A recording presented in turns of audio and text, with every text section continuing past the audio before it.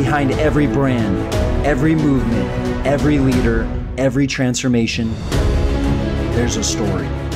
And intertwined in these stories is a message. And this podcast is for you, the next gen leader, coach, entrepreneur, and influencer. My name is Travis Brady, and I'm a branding mentor and sales story strategist. I hope you see me more of a guide than a host as I share the stories behind the brands, so you can take these stories, experiences, principles, and teachings and use them to share your story with the world. What is up? Welcome to the story behind the brand. I'm super excited for our guest today. I'm excited about all our guests. Actually, really dive down deep into human performance with Michael Bernoff. He is the author of Average Sucks, and he has just an incredible bio. And I literally, he has so much I have to read. I usually don't like to read, but he has just incredible. I want to make sure I get all of it. So, as founder and president of the Human Communications Institute, has helped thousands transform their lives through signature events, audio seminars, one-on-one coaching. Combine his natural talent as a communicator, deep understanding of motivation, and a powerful ability to tap into virtually anyone's desire for success. He's unlocked the mysteries to building charisma, influence, persuasion, and connecting with others. The author of Average Sucks, Michael uses his human interaction technology at innovative teaching method to shed light on subliminal psychology triggers that affect performance and reveals powerful strategies for leaving average life behind. The result is greater financial wealth, physical health, lasting confidence in all aspects of life, both personal and professional. Mike, fill in the gaps a little bit about you so everyone can know a little bit more about who you are. I think you said it perfectly there. That is the official bio written by it sounds like the English school teacher to make sure there's periods and punctuation. Point blank, I'm a guy that's obsessed with working with high performance people, understanding them, what makes them tick, what makes them do what they do, dealing with their stubborn nature, and Uh, breaking past the blocks that they whatever reason create for themselves as entertainment, and really helping people get what they want. And what's really cool is even if people are not high performing yet or they want to perform better, knowing what it's like when somebody gets there helps people that are just getting started get to that point. So this has been like this really cool progression of an nice. obsession of what makes the best do what they do and how can all of us do little things that they do so we can get better at everything. Yeah, I think that's such an important topic to talk about, and I'm excited to dive down. You just Yeah. had me on your podcast a couple of months. It's barely dropping You now. were incredible at that. I mean, Yeah. you were like, you and I could have talked for 7 hours. Yeah, thanks, man. Yeah. It's you've been doing this a while, much longer than I have, so I think there's a lot that I can learn from you, but we're both unicorns, and when I say unicorn, we're doing a job that a lot of people would dream about doing. You know, I've worked with a lot of coaches over the years. They want to write books, they want to speak on stages, and you've done all that at such a super high level. When was the and I'm this might be a trick question because but I'm going to ask it anyways. When was that breaking point for you and your brand where you feel like it tipped over and you got all this momentum going for you in your business? Was it when you wrote the book Average Sucks, or was it before that or after that? What's your thoughts on that? Well, I don't believe I've ever answered this question before, so I will give it my best shot. So I believe we have a lot of tipping points. And I think a lot of people are looking for like the one moment. They search Google, like, what's the one way, the 5 ways? That's clickbait. You know what I'm saying? I've had a lot of tipping points. So I'm going to go back in time to a story that I've never told before in my life. 2003. I believe had a fax machine for my business back then. I don't even know if you know what that is, Travis, but I there absolutely do I know had what that AOL. Do you know what I'm saying? There was no AI, or there was AI, but we didn't have access to it. So I remember getting asked to speak at an event. I was a coach, and there's a big transition you make from helping one person to really turning it into a business versus like, how do I pay the bills? And I started off like most people do, like making a couple dollars, paying the bills, getting a client, helping a person, scrounging away. This is, I would say, 95% of the coaches out there make enough absolutely. to get by and a little more, a couple good months and bad months. Yep. I remember getting asked to speak for like a breakfast like meetup group. And have you been to those before? Like where everyone meets at Denny's or something and Yeah. they, Mhm. hi, I'm John, I'm an insurance salesman. And this was a breaking point. I got to the point where I really wanted to get these people into the program that I had, call to action at the point. And I remember saying to the room, I said, listen, guys, I've never done this before, but if you like what you heard and you believe I can help you, and you hand me and you decide to work with me, I'm going to let you take the program. I think it was $100, and you can work with me for $100 for 5 days, group coaching thing. I will pay for your breakfast. So you hand me your breakfast receipt. This is my first attempt at like a marketing thing, Hey, and that's a pretty good offer. I That's mean it was pretty great. The good. breakfast was $17. The event was $100, and I work with them. And in Yeah. that moment, 25 people handed me $2,500. I paid 25 times 20 for breakfast, $500. And I then was responsible for more than one person at a time. And what I recognized, I go back to something I heard, I believe it was from the movie Schindler's List. And they said, when you save a life, you're responsible for it. And when we tell somebody we're going to help them, we're responsible for being our best, not for their result, but we're responsible for being our best. It's from the Talmud. It's an old school set of words. And I remember that was one of the big triggers for me. I said, wait a second. I don't have to be the guy that struggles to get by. I can help a lot of people at once. And then I ran the program. I've been running that for 22 years, that program. Never had to buy anyone breakfast ever again. And now I charge way more than that for the program. But the Yeah. purpose is that was a pivotal moment of making a decision that I was going to make this more into a business than a Nice. job. You know what? That's funny. One of my breakthrough moments was also speaking, and I work with a lot of coaches, and a lot of their breakthrough moments are speaking in front of a group of people. Well, my first one was when I made $10,000 in a weekend at an Amazing. event, and I was like, man, I've never seen that money so quick in my entire life, you know. And then a year later, now it's 100,000 in a weekend. I'm just like, what the hell? This is crazy, and it was really cool to see all that payoff. But the reason why I hesitated asking that question is because anyone that has been successful at high level knows how many lows you have to go through to get to Yes. those highs. Yes. And it's really hard. It's hard to talk. I mean, it's hard for a lot of people to talk about. We're in the social media age where everyone doesn't really like to share the shit that they're going through because they feel like it takes away the credibility of who they are. You know what I mean? But I mean, I want to touch on that. Like, how many lows and what were some of the hardest times you had to go through in building this business? And when were those times where you almost gave up, but what kept you going? I mean, we all have those every week. I don't Yeah. care who you are. Every week, it's like, if I took the Those skills I every had, week. I could be a CEO of a company. I could go Yeah. to Apple or Microsoft right now. First off, they wouldn't want me because I'm an impossible guy to work with as an entrepreneur. But I always think to myself, there's so much easier things to do. So if you're not saying that at least once a week for at least a blip of a second, I don't think you're pushing at any level. So I've had all kinds of ups and downs and highs and lows, especially at the beginning. Um, from the holes in your shoes at a presentation to to having to make the sale so I can have enough money to get home. I mean, I literally remember, as a funny story is I was in direct sales right as I was starting my business. And I remember making this little guide called the Blue Book. I think I have one down there. It's like this guide for direct salespeople and I printed that for free at my friend's printer shop. And we went Mhm. down with a suitcase of these and like, we better sell these for $20 a pop. If not, I don't know how we're going to buy a plane ticket home. Do you know what I'm Yeah. saying? And Yeah. I've been literally at that phase. And then when I got better, there's a lot of times where you've got to be on stage and you know that if you don't make this work, we don't do payroll. Do you know what I'm saying? And we've got to find a Mhm. way to make that work. And every major person I've seen has been through that. I've been through legal battles, I've been through teammates. You've got to decide if you're an entrepreneur, like, do Mhm. you have what it takes? And I'm going to say it like this, Travis. I don't wish my life or my business on anybody. When someone says they want to be a coach, I'm going to say, I don't think you should do it. I don't wish being a coach, a speaker, an entrepreneur on almost anybody. I don't wish what it's going to take for you to go through on anybody because it looks glamorous. I fly first class. I fly private. I stay in the nicest hotels. I don't go to Disneyland regularly. I do the concierge tour. I have a very good life. I own real estate and buildings. That's now. But to get there, the ups and downs and how thick-skinned you'd have to be and deal with people, it's a lot. So I don't know if that answers exactly your question. I can go deeper on this. Yeah. No, I'm I, not a share on social my problems and tell everybody I got a challenge. And I'm not that guy, yeah. not because I'm scared to do it. I'm on to the next conversation. I let other people do that. Sure.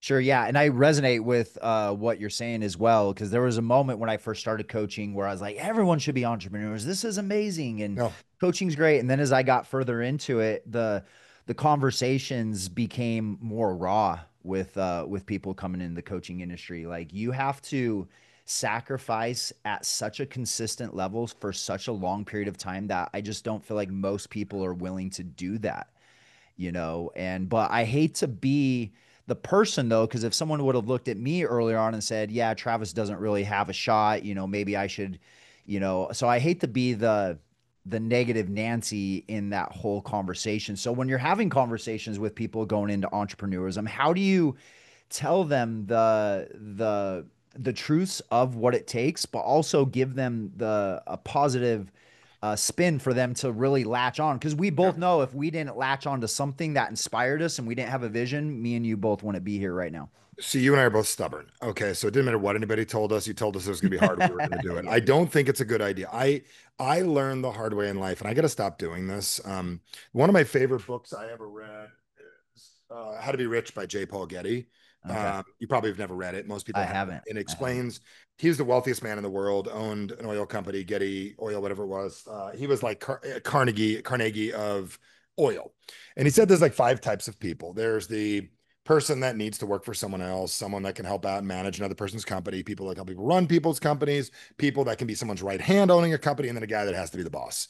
Mhm. I am a nonconformist. I have to be in charge. I have to be the boss. I am designed that way. Even though I can take a leadership role at a church or a temple, I can help out. Sure. Let me reestablish that. Here's a huge mistake I've made over the years. I, for my own desire to probably feel confident, I would go to a guy like you if you were a young buck and you were way younger than you are now and 20, want to get started. I would tell you how hard it is to make me feel good on what much I've went through. And I'd want to make it seem harder. And if you want to play football, you know how hard it is. And then I realized you're going to come to that conclusion anyways. Why don't I look you in the eyes and say, Travis, you are going to be great at this. I have a great feeling you'll be great. And anything you cannot figure out, you're smart enough to ask people to help. And it's Mhm. just going to take a period of time and you will be great at this. If in 3 weeks you're frustrated, we will then deal with that. Why would we set somebody up to lose? So I feel my desire for years of telling employees and teammates and other people who want to start business, this shit's hard and it's going to be hard days. And like with figure skating with my daughter, if I would have like laid out how hard it would be, like how long you married, Travis? You're married, right? You married? No, not You're married. not No. married. Okay. So you've been in a relationship before, right? Yep. If somebody told you the day into the relationship how hard it was going to be, would you even bother doing it? Yeah. You're right. The idea, I mean, that's branding. We talked about the idea of what you come into something is everything, right? Everything. Yeah. So why would I do this? So I am the first to admit today publicly, I have made the horrific decision way too often of telling somebody how challenging something would be. Let them come to that conclusion themselves, and we Mhm. will deal with that later. So if you're teaching sales, you know what? You are going to be great at this. It is super fun. Within a few weeks, you'll be way better than you are right now at this. I'm excited to be your teammate and make this work. If in 2 days they're frustrated, let's have the conversation when it arises. That has typically been out of most of us wanting to go, look at me, I've succeeded. I want you to realize and respect what I've been through. So I don't know if you ever heard that before, Travis, but you're probably guilty of it too. Yeah, no, as you talk, and there's a lot of similarities in it. We as entrepreneurs, you know, we have a lot of the same, you know, ticks, a lot of the same thing. They did I think I talked to you about this on your podcast actually. They took two separate mice that like to run a little bit more versus mice that like to run a little bit less. Did I talk about this? No, tell me. Yeah, as they separated these mice by the mice that like to run on the hamster wheel a little bit more versus the ones a little bit less. And then they bred them for 4 generations. So 4 generations down, you have one mice that can't stop running on the wheel. And if you take them off the wheel, they get depressed. And then you have these other mice that they don't like running on the wheel at all. They just like to eat and sleep. And I think when you start looking at one of the best questions I like to ask newer entrepreneurs or most people in general when we're working with them was your parents entrepreneurs, Yep. right? And Because the if you answer to me is saw no. what your parents went through, right, you understand what it's like to be a trained wild lion. But if you grew up with your grandpa, your mom and dad, your friends, and everyone around you working for someone else, you are a zoo lion. You don't know exactly how to go out and fend for yourself. So it's a sharp learning curve that I think we don't talk about enough, actually. Sam Taggart actually talks about this concept. You eat what you kill, which I'm sure you're Same familiar. of his book now, right? Yeah. So I think that we don't realize how much subconsciously we learn from people. And I think that's why it's important to be around people, go to events that Yep. Michael's having and stuff like that. So you can learn those skill sets because a lot of it is so subconscious, which I want to drive into like our next conversation with average sucks because a lot of Before you who, jump into that, let me make one little statement if you don't mind. Remember, average yeah, sucks, hold that. absolutely. I want to say Absolutely. one thing to what you said. I believe with our parents, we either become more like them or the opposite. And I Mhm. think that's a 50-50. So, meaning I went the opposite. My dad, aerospace engineer, my mom's a teacher. I went the opposite direction. So I either think, and my kids went full blown killers. Do you know what I'm saying? College cheerleader, and my daughter's a highly competitive figure skater. Like they went like all the way extreme because they've been around us. So I believe the people you're around, you go either the opposite from or we become just like them. So I think there's a chance for either, and that has a lot to do with our personality. I just want to throw that out there before we get into average sucks. Yeah, I think is what I've realized growing up is, some of the things that I'm good at, I've learned from my mom and the dad. Some of the things I didn't like about my mom and dad, I found out that I did some of those same things in my life. So I think there's a lot of both. But yeah, segueing into the next conversation, average sucks. When did you write this book? What was the mindset behind it? Was it an Yep. epiphany? I got to write this book, or was it like one of those things that sat in your mind for years and you're like, shit, I got to write this book? It was the hardest thing in the world to do. I'm going to tell you, it was like I was ready to like sage myself. Like I thought I had like a demon inside, but I couldn't get the book out until I worked with my publisher. Tucker Max helped me get the book done. Do you know Tucker? I don't. I don't. He wrote a book, Do They Serve Beer in Hell and Why Do Assholes Win? He's a Oh amazing man, author, I like that. very smart guy, went to law school at Duke. Anyways, long story short, he said to me, he goes, I fought the book for 7 years. I wanted to get the book done. It was just an idea. I had this feeling like, what is that feeling we get when we're in the edge of a diving board? We climb the freaking thing to get to the top and we stand there. No different than I know you remember this from high school, dialing like 6 digits on the phone, taking forever to dial the seven to call the girl to talk for 45 minutes to eventually say, do you want to go out with me or ask, like, go to the prom? You remember like waiting like 30 minutes? Like, what is that feeling we have where we know what we should do? What stops us? And I came across this point of it's your average. It's like we're good at what we're good at and we're not good at what we're not good at. And we avoid anything that we don't normally do. And I wanted to uncover it. So for like 7 years, I fought the book. And finally, I'm sitting down with Tucker and he almost threw me out of his house. He was personally helping me write the book. And he helped Goggins write his book, just so you know. Like that's the level of play. His published company's mine, same thing. They worked with Goggins, same process. And I'm doing the same thing that Goggins did. And he goes, Mother effer, I'm going to throw you out of my house. We won't be friends anymore. I don't want to be around a guy that is so capable. This is the kind of love this guy had for me. That is Yeah. going to be like one of the greatest at all time of communication. You won't get your own freaking book done. So finally, got the book done, and it was based on a simple conversation. He said, "Do you want to write a book that makes you feel important, or one that would actually help people that they'll read?" And I said, "I want to write one that helps people." So the epiphany was, I grew up middle class.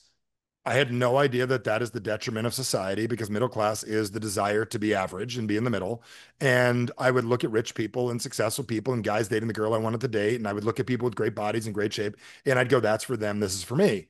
And then I realized, wait a second, I'm not the only one. 80% of us growing up between 1960s and 1995 grew up somewhere in lower middle or upper middle class. And we were trained by society and by our parents to be okay with where we're at versus get what we want.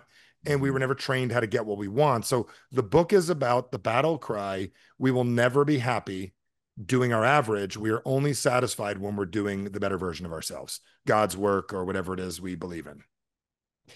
I feel like so many people say they want to be top level. I feel like so many people try, but it almost feels like a lot of people almost they keep defaulting back to the average and everything. And so to really, they say, I've heard the statistic, they say less than 1% of people actually change the social class that they grew up in. And of those 1%, the people that do change is because they married up a social class, not that they truly changed. I don't know if you've ever heard anything like that or anything you want to speak on I mean, why I it's. married a woman that demands that. What I mean by that, I said her Grant Cardone talk about that. Like my wife is, she's not going to play small, so like she was going to do great regardless. So who you marry, it's right out of Think and Grow Rich. Who you marry, who you date, has a lot to do. Like we were talking about my buddy John, who I'm going to speak in his event later today. His wife, I mean, it's a demand. Like you have to be great in their life, and their kids have to be great, and it is what it is. So part of it is who you marry because they may be wealthy, and also part of who it is you maybe marry, and also the other thing is who you marry. You might or marry or date could be somebody that brings you down. So that is a big piece of it. I never looked at it that way. I truly have transformed that. I'm the guy that we used to go to Corning to watch glass get made in upstate New York for a vacation. We'd go to DC to go to from New Jersey. We'd go, never went to the beach, never went to Hawaii, never went to Disney.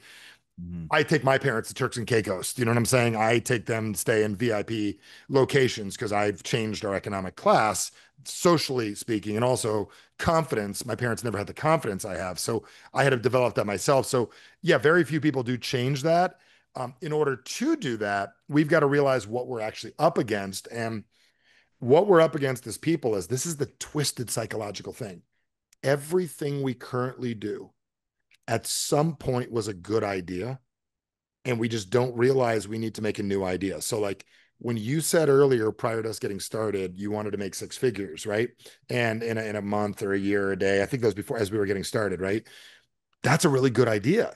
And then 5 years later, you're like, why am I stuck at six figures? Because you forgot that that was your solution to your old problem. So a lot of us have to realize, got it. I'm at a new level right now. I need to create a new desired average. So we're always going to have an average.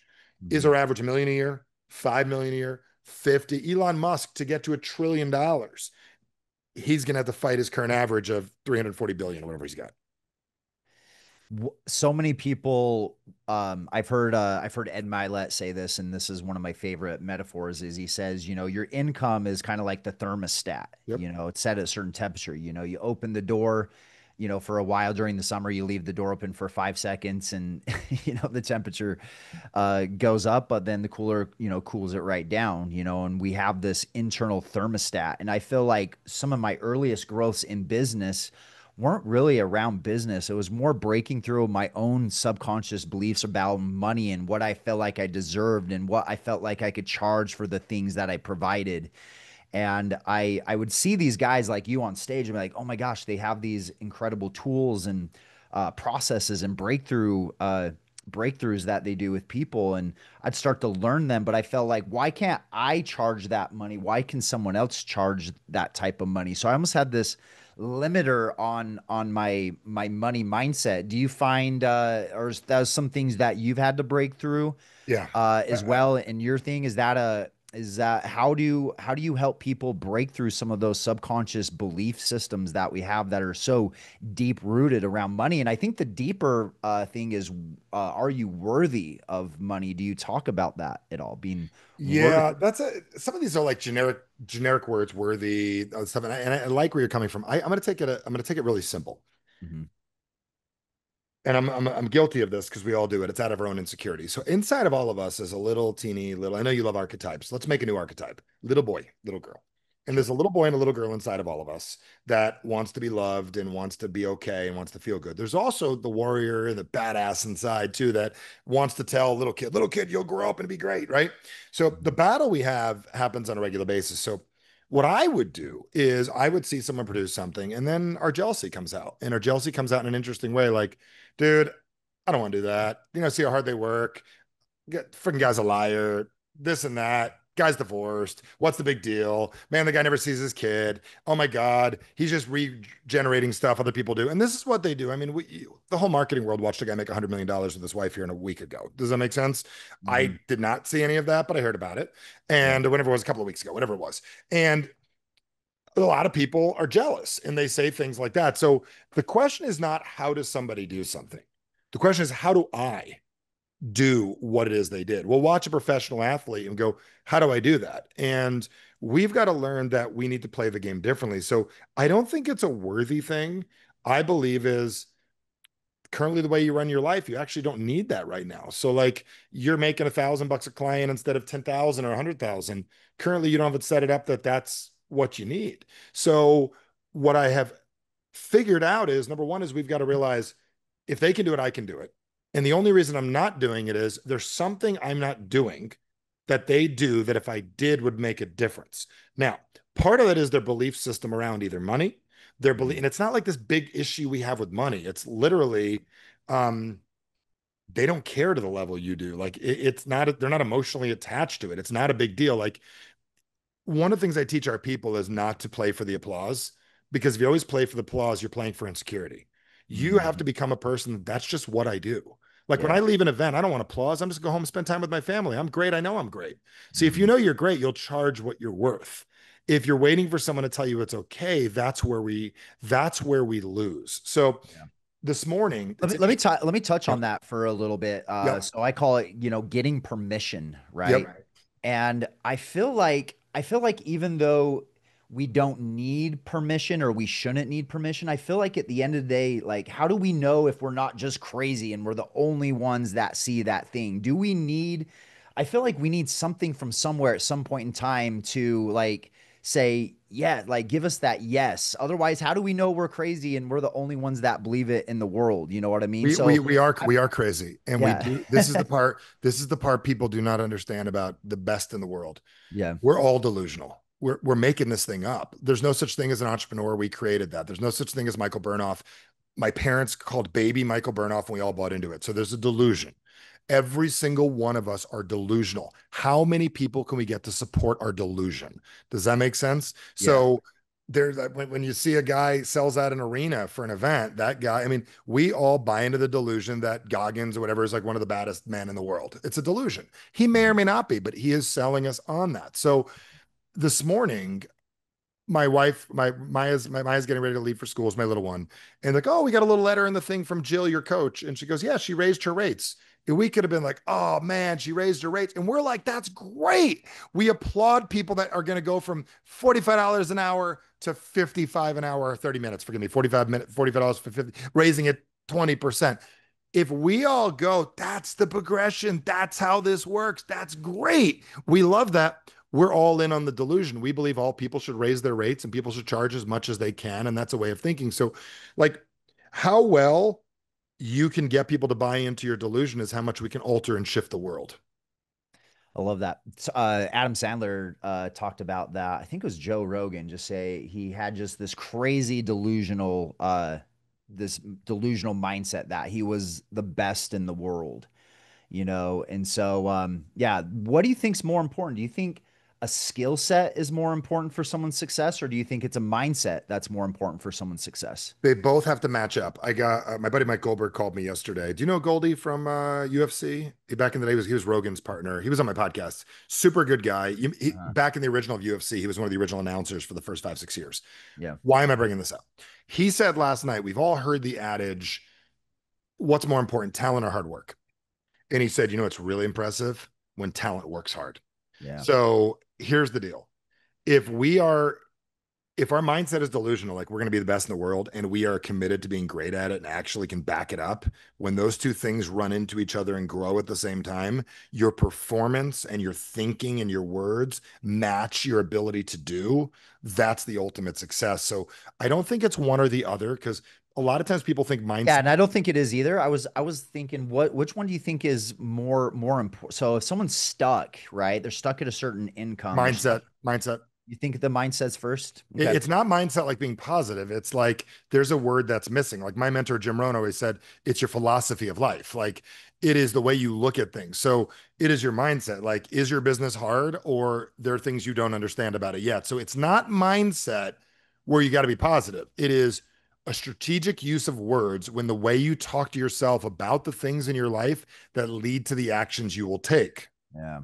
How do you help someone interrupt that those I call them ants, automatic negative talkers Yep. inside of your head? What's that? Do you have any protocols or Tons, tons. exercises that you can give Let's someone let for let let interrupt? let's act it out. Let's act it Yeah, out right now. Let's get an yeah, example, either yep. yourself personally, one you're dealing with, or one that or one that you know one of your clients have dealt with? Let's literally act it out right now. Yeah, I mean, I think a common one that I've dealt with at multiple times in my life when I first got past it, I felt really and just I just felt like Superman. And then as time got going on, this same limiting belief showed up again in my life, and the What belief was that was belief? it was I'm not good enough. Okay, so here's my question. So I would take this straight out from the ants book. I would say something like, so, okay, so you say you're not good enough. Is that at all things all the time, every which way? No. Okay, so you are good at like peeing. You do get it all out, correct? Yes. And you are good at turning on Zoom, correct? Mhm. So Most there's days. certain things that you're not good at.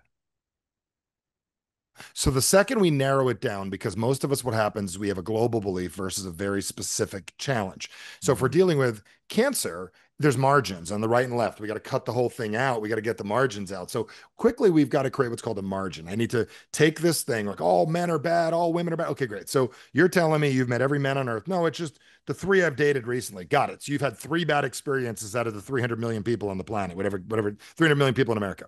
So the first thing I do is I narrow it down. The second thing that I would do with somebody is if you said, okay, got it. So um, you said to me, I just don't think I'm good enough. I'd say, okay, are you planning on that changing, or is that just going to be a permanent thing for the rest of your life?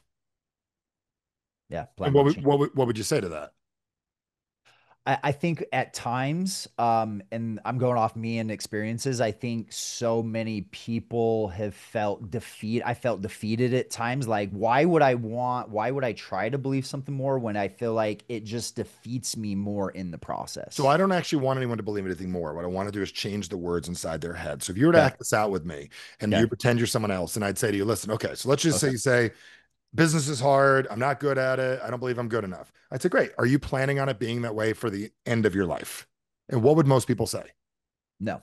Do you know how hard it would be to wake up every morning and tell yourself it's going to be hard and go out of your ways to make it harder? So, do you think at any point, if you did this for a few years, it would get easier? Yes. Got it. So, it is going to get a little easier. So, it's just a little uncomfortable right now. Mhm. So, is it that you're not good enough, or it's really annoying and it's really uncomfortable that you just have not got where you want to get yet? Yeah. So, you're just frustrated. Mhm. Welcome to the world of business. You're frustrated. So Yep. now what I've done is I've reframed you're not good enough. And basically all you are is frustrated. Frustration we can deal with. Not good enough, I can't help you with that. But I can help you frustrated. Okay. And here's why you're frustrated.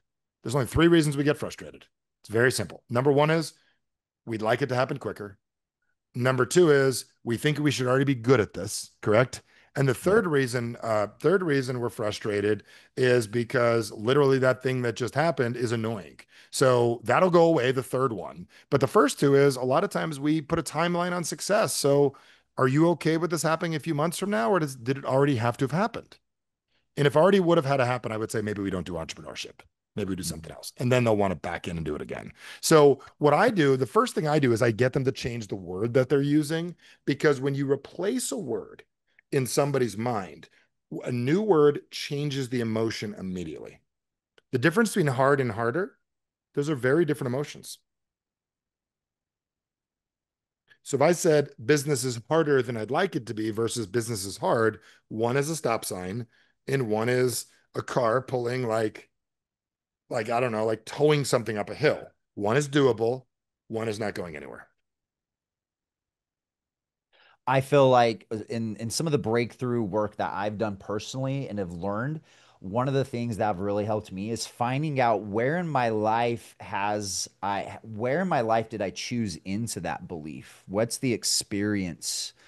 Do you help people with that? Do you help them take them back to a time when they felt like they were enough or they felt like they weren't worthy or all those things?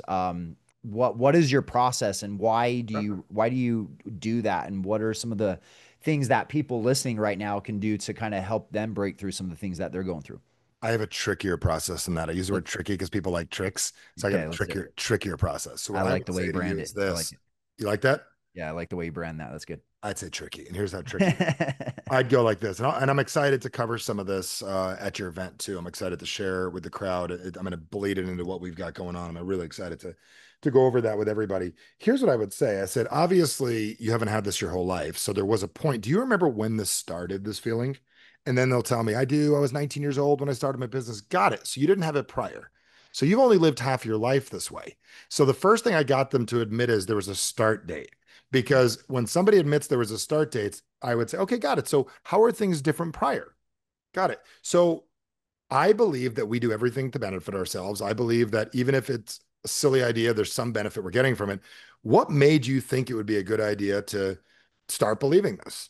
And we would then say, well, I started believing it because I got into business and I thought it'd be easier and it wasn't. Okay, got it. So prior to you having the belief, here's what happened. So what's fascinating about that is if somebody believes they're not good enough, like, well, like this guy broke up with me or this girl broke up with me, got it. So prior to that, you felt fine.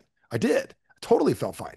And then they realize there's a duality between the two. So then I have two different emotions we can play with. So I can explain this more, but by doing that, a human being admitted, wait a second, I started this. See, our first outcome as coaches to get someone to take full responsibility and ownership that they're doing it. And so when do you first remember having this problem? Well, I remember when right after I got married, after a year, got it. So you did say yes to the marriage. I did. Got it. So you did create the problem. Well, I never, now that you look at it the way I did. And then they'll know they were okay. So you create these dualities for people. So instead of getting them all pumped up, like, you've done it before and you're capable and go back to the football field. I do that stuff too, but it's not as powerful to do that without realizing there was a moment, there was a speck and Yes. there's a before and an after, and that's called changing parts. Yeah. And what happens is we go back prior, we rewind it, and then we clip like an old tape back in the day, and we remove that, Mhm. and we remove the emotion attached to the last several years of your life. Yeah, my favorite question to ask people is what is the most dangerous limiting belief? I'll ask you this one Oh, too. I know that 100%. It's Let's not what hear you think it's going to be. it. Yeah, you got it. Yeah. The one you don't know what it is. Here's 100% what it is. Yeah. I What know what I'm doing, and I'm good at this. I know what I'm doing. Oh, okay. And here's You why. think you think that's more, you think Oh, dude, that's worse than it I not knowing?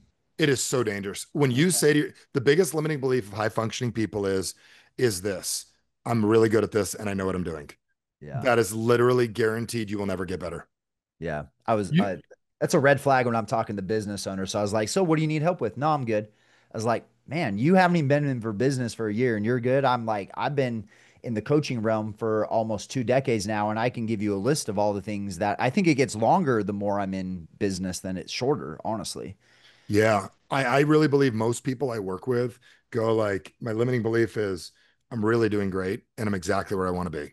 And what's interesting about that is you're guaranteed to never grow because what you're doing is you're setting a facade. So, like, give you an example of this. For years, my wife and I would be like, why does nobody help us? Why does nobody send us people? Why are like we get a ton of referrals? I build a lot of business off of referrals, but like, why are more people not helping us? Because my wife and I would go out in the world and go, how things go? Oh, we're doing great. We're doing great. Things are great. So nobody helps anybody that's doing great. We help people that have problems. So Yeah. when you tell everybody like, how is business? Oh man, we're doing great. Here's what's going on in business right now. I got a lot of things going well. Here's three things I could use. I just wanted to throw it out there. Now you can Mm, help me. So yeah. I like that. remember these words. In order to get support, you have to be supportable, which means you've got to be someone that can be supportable. And a supportable person's like, Travis, I got a lot of great things happening in my life and a lot of things. And there are some things that I really could use some help with. Do you know what I'm saying? Yeah. And managing, building teams, not my thing I even want to desire to even do, but I need to get better at it. And Yeah. I'm also looking for a couple of hires right now. That is easier for you to help me than, hey, how's business? Man, I'm kicking ass. I'm making things happen. Arr! Like that doesn't do anything. Yeah. No, I just had an epiphany. We have a men's group called the Arizona Brotherhood. And, I had this conversation the other day with this guy that said he was struggling. And I'm like, how come we didn't know about this? How about we didn't? And so that thing, like, if you're not being supported, you're not allowing yourself to be supportable. Is that what you just said? Yeah. Yeah, I love that because I don't think and I think there's a deeper belief to that, like not wanting to bug people, not wanting to like do you I'll think there's figure a it out myself. yeah, I figured out myself. Yeah, I don't want to inconvenience people. I think as a leader, I think here's the one that I struggle with the most is I'm leading all these people. So many people depend upon me to show up in a positive way. I can't have problems. I can't, have a bad day. I can't, reach out. And when I went through my divorce 3 years ago, the pain got so bad. It's like I couldn't live in that belief any longer because it was so painful uh, being there, if that makes It sense. does.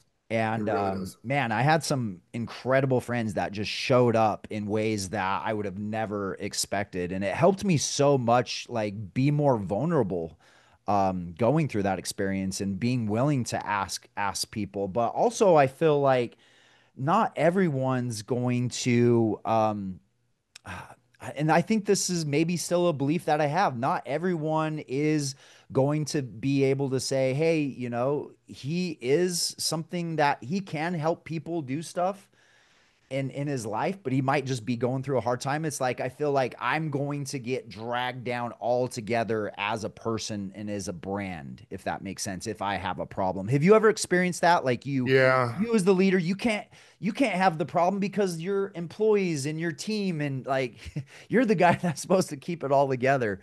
And my business. There's certain times and settings to do this stuff. And in the age of social media, and again, like the abusive hack of I'm just going to share my vulnerability and everybody has that written down. It's like Cialdini's list of like the eight or the six or eight things that you do to influence people. And like number nine is the one everybody's doing right now. Like tell everybody your freaking problems and you're an addict and you're going through a divorce and you bleed all your problems out in the world. I have become numb to it because it's like, okay, well, this guy's lead generating. Does that make sense? So that part annoys me, but See, I have a rule. I have a rule for that. It's like one, is it relative? Two, does it actually help someone? And yep. then three, is it me coming from a place of healing and understanding, or is it me just dumping? So those are my three rules that I I kind of don't look at. think you should dump your problem on people. Like I teach people all the time, there's nothing more selfish than having a problem and not dealing with it because it's harmful to other people. Because we all know you're dealing with it. When you're going through the divorce, man, if I knew you back then and we were friends and you didn't want to talk about it, like it would be annoying if you weren't dealing with it. And like God, I want to help him. He's not letting me help him. Do you know what I'm saying? Like having a problem, staying broke, staying overweight, staying unhappy, staying struggling. It's really painful for the people around you. You know what I mean? Especially the people that care about you and love you. So it's interesting you bring this up. I really think it's important for people to discuss. It's really a time and a place because it's really annoying. I don't want someone to tell me they're an alcoholic that's been sober every single day. I'm glad you told me. You posted it online. I saw your coin. I like it. But now we need to become a stronger person. It doesn't Mhm. need to be announced to every person we talk to. Yeah. Yeah, the reason why I bring it up is because people that are listening right now, they're the leaders of their business, they're building brands, and I've talked to a lot of people that go through that type of stuff, on a day-to-day basis. Um, you know, I don't know if you've ever gone through this. You go through your savior complex, where you feel like it's your job to save everybody. Have you ever gone through that phase in your Oh, business? I'm the worst person to work with because what happens is when you work with the company, it's like I'm the coach. So it's like if I'm going to train you, what the hell? Why is it my personal coaching clients, which pay me tens of thousands of dollars, I can change them and I can't help this guy? And I stay with people too long and I do what I need to do. People have to save themselves. Yeah, None of us are saviors yeah, and at all. Like we're not saviors. We don't save anybody. And I don't believe my work makes the difference. I believe if you show up, it makes a difference. So yeah, I had to get over that one and realize I'm very talented. But the most talented thing anybody can do is have the courage to show up. yeah. And if you show up and let me help you, that's the magic. I Mhm. just say a couple things that help you. Yeah, But if you're not there, it's useless. The yeah. hardest step is somebody going, I want to change, go to a website, commit to something, and then actually get in their car, get in the plane, and go there. That's the transformation. The transformation is the show up. The Yeah. transformation is not the material. Yeah. Yeah. I love the way you share that. I've had some really successful clients, and achieve incredible results, way better than I've ever had. And they give me all this, some of them give me all this credit. And I just feel like they gave me way too much credit. But I would also say that about, people that haven't gotten results. They gave me way too much credit for their failures as well. So I feel like a coach's job is to own their part of the Yep. agreement. Yep. If you're the savior, sooner or later you're going to get crucified because that's what happens to the savior. Robert Kiyosaki talked about this. He said every brand leader has to go through, in a way, their crucifixion. And he talked about how he lost all of these people's money and they were really mad and he went through this crucifixion. Do you believe that's true? Every leader, coach has to go through a crucifixion No, in a way? I wouldn't put that global belief out there. I am Okay. very when someone puts that out there, that is their own way of healing. They make that statement and they want to glom onto people that are going through that. I don't think anyone has to do anything. I believe there are certain people that don't have to go through. Like that's like saying your kids have to go through pain and suffering. Listen, everyone's got their own. Like if my youngest decides not to go to college, do whatever she wants to do, and I start a business, she succeeds in her first business and doesn't have to go through hell. She Mhm. went through hell through figure skating and through the friendships and kids at school. So to decide for somebody that they have to go through something, what I do believe there'll be some levels of adversity that Mm. we have to deal with. It just depends where. So if Yeah. you're a Marine recruiter and you get into sales and kill it in sales, of course you killed it in sales because you were recruiting people for the Marines for 3 years. That was your version of training. No wonder you're good at sales. So Yeah. where I'm going with this is no, I don't want to believe that, nor do I want to put that thought out there. Okay. I like it. Yeah, I like it. You real quick before you go, I want to talk a little bit about how you've built your brand. You're going to be speaking at Brand X. I'm super So excited. excited.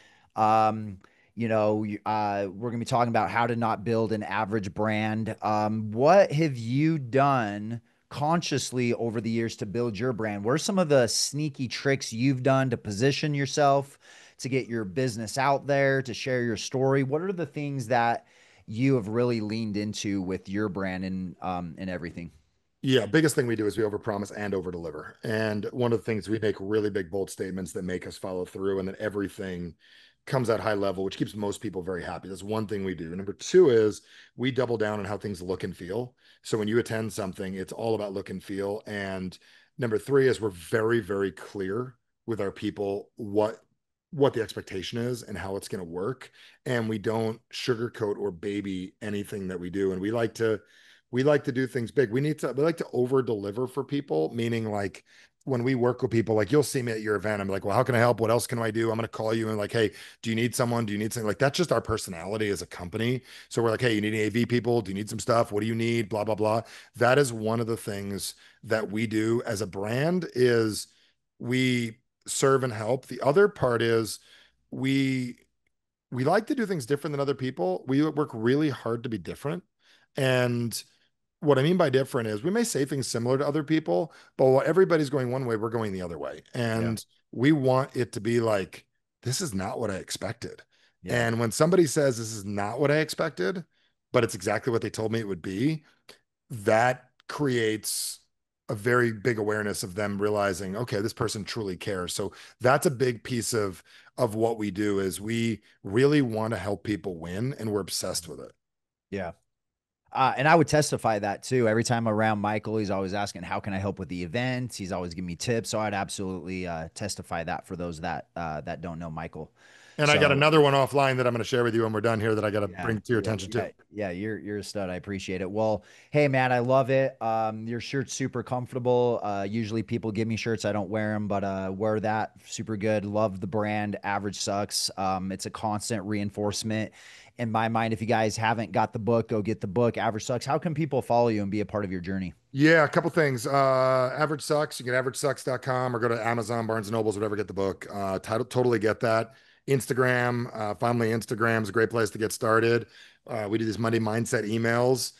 If you're a serious person, you're like, dude, I like this guy. I'd love him to help me. I'm going to make it real easy. Old school. Send me an email. This is my personal, Michael Bernoff at gmail.com, and just say, bring up Travis, bring up Brand X, bring up story, and like, just send me an email. Don't waste my time. But if you're like, hey, dude, what should I do next? I'll respond. If you're like, hey, buddy, I want to sell you marketing, I'm going to delete it. Just letting you know. So, Michael Bernoff at gmail.com. That's a personal. I don't give that out all the time, Travis, but there you have it. Okay, thank you. I'm excited for to have you at Brand X. So brandxexpo.com. You'll guys get to see him live. Such a phenomenal speaker. I love the way you interact with the crowd. Speaking's changing, and I think a lot of people still go up there and try to preach. And I think Yep. the way you do it is so well. You conversate with the audience, so I'm super excited to have you. I'm excited to be there. And if you haven't gotten your tickets yet, I get no financial gain by telling you this, but I do want to tell you the courage and the confidence, Travis, you have to actually put on this event. It takes guts. It takes all kinds of stuff. And I'm just going to tell you, if you haven't got your ticket yet or told people about it, here is something super important. The most important part about the event is the material is great, the networking is great. That's all a given. You'll get that at a lot of events. You're going to get great speakers. You're going to get that. The biggest benefit of this is that when you finally leave your office, you leave your town, you leave your house, whatever it is, and you go into a new environment, it changes your biochemistry. You think different. You come up with new ideas. Even if the speakers weren't as great as they were, even if the networking wasn't as great as it was, even if it wasn't in a gorgeous place in Phoenix that it's going to be at, the fact that you had the courage to leave your current place and go, I'm open vessel to take on new relationships, new ideas, new concepts to change my brand, that is what you're allowing yourself to do. So for a couple of dollars, you get yourself out of what you do into what you do. I make no money telling you this. I'm excited to share that with you. And why I'm so adamant about it, the men and the women that have the courage to come to something, to not know what's going to happen and let themselves be vulnerable and say, I'm going to become more. That's the power. And I also know what the event's going to be about because Travis has shared it with me. So I have knowledge you don't have, but get your butt there, get a ticket. Where's the website? Where do they go, Travis? brandxexpo.com. Yeah, go brandxexpo.com, go there. And then the other thing I was going to tell you is you also want to realize when you're out and about and you run into a really great business owner, you're out at a Starbucks, you're out somewhere, you see somebody and they're like doing a business deal. That's cool. Like, do you ever go to networking events? Do you ever communicate? Start doing this. I'm going to this event, Brand X. I have a ticket. I bought you a ticket. You can get a ticket. I'm going to tell you, we need to get our competition there. We need to get our friends and family. We need to get other real estate, other marketers, other people there in our communities, because when you're done, when the event's over, you're going to want someone to talk about it with. So it'd be really fun to have somebody you care about and really get your husband, your wife, your boyfriend, your girlfriend, your teammates there as well. Super important.